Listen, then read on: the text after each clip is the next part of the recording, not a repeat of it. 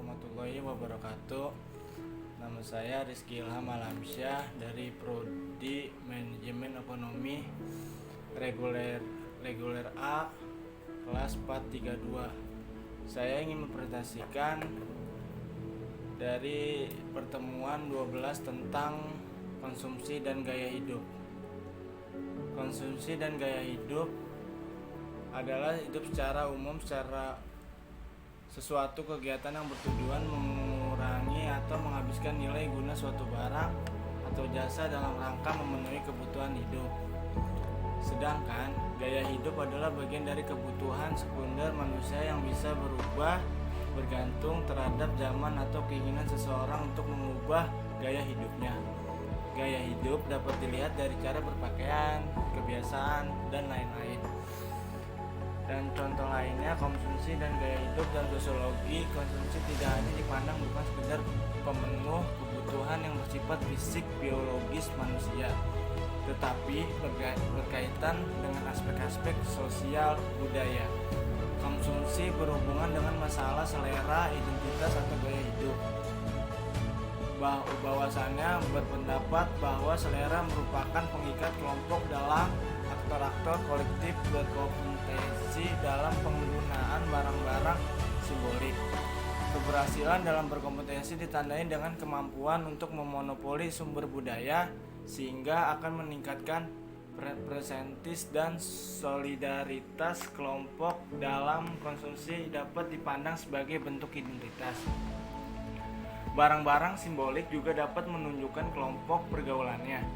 Simmel mengatakan bahwa ego akan runtuh dalam kehilangan dimensinya jika ia tidak dikelilingi oleh objek 134 eksternal yang menjadi ekspresi dari kecenderungannya, kekuatannya, dan cara individualnya karena merupakan mematuhinya, atau dengan kata lain miliknya. Hubungan konsumsi dan gaya hidup menurut Weber mengatakan bahwa konsumsi terhadap suatu barang merupakan gambaran gaya hidup tertentu dari kelompok status tertentu. Guru akan lebih berhasil daripada pedagang tulen karena masyarakat menganggap guru adalah orang yang berpendidikan dan tidak mungkin berbuat curang. Atau pada masyarakat perkotaan 135 para pengusaha berhak mendapat gelar bangsawan karena dia mampu memberi suatu sumbangan pada keraton. Walau ada pihak yang lebih berhak mendapat gelar tersebut. Menurut Hans-Peter Müller 1989 mengatakan ada pendekatan dalam memahami gaya hidup. Pendekatan psikolog perkembangan, pendekatan kuantitatif sosial struktur, pendekatan kualitatif dunia kehidupan, pendekatan kelas. Gaya hidup berbagai banyak di Indonesia. Gaya hidup merupakan gambaran bagi setiap orang yang mengenakannya dan menggambarkan seberapa besar nilai orang-orang tersebut di dalam masyarakat di sekitarnya. Gaya hidup juga berkaitan dengan perkembangan zaman dan teknologi. Kelas menengah di Indonesia banyak dibicarakan karena dianggap sebagai agen penggerak kedinamisan masyarakat atau secara pendekatan konflik. Kelas menengah adalah pendobrak kemapanan atau aliran pemikiran dalam masyarakat. Aliran pemikiran dikelompokkan dalam dua kutub, yakni arus pemikiran abangan dan arus pemikiran santri. Perbedaan yang demikian juga menoreh pada kanvas sejarah politik Indonesia, yakni ketika pada Orde Lama terdapat Partai Masyumi sebagai pemikiran sakti dan Partai Nasional Indonesia sebagai arus pemikiran abangan. Dengan dasar pemikiran tersebut kita dapat mengklasifikasikan kelas menengah Indonesia atas 1. Kelas menengah abangan. 2. Kelas menengah santri.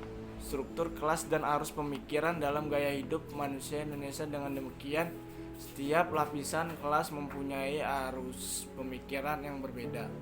Inilah penyebab mengapa kelas menengah Indonesia tidak mampu menjadi agen pembaharu.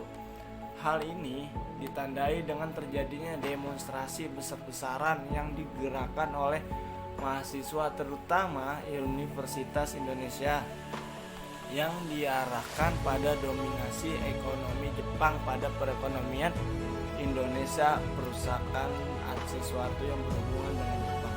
Misalnya pembakaran mobil-mobil buatan Jepang, sedangkan kelas menengah santri diperkirakan lahir 1 dekade setelah kelahiran kelas menengah abangan, yaitu sekitar 1980-an. Kelahirannya ditandai dengan kemunculan studi-studi keagamaan di kampus-kampus elit di Indonesia. Kemunculan studi keagamaan tersebut merupakan reaksi terhadap ketidakmampuan gaya hidup modern untuk mengakomodasikan permasalahan kehidupan masyarakat seperti hak-hak asasi manusia, bank penyelamat semua keuangan, dan seterusnya. Mekah atau kegiatan sholat tarawih di Masjidil Haram Mekah dan Masjid Nabawiyah di Madinah, serta memakan makanan yang berlabel halal, misalnya di restoran Padang atau masakan nasional lainnya. Jika kelas menengah abangan lebih suka meramaikan pasar swalayan dan menonton bioskop, maka kelas menengah santri lebih suka menghadiri pengajian agama dari rumah ke rumah atau di masjid. Contohnya, konsumsi simbol yang dilakukan kelas menengah abangan, orang-orang mudah menghabiskan waktunya untuk duduk sambil makan di McDonald atau Burger King.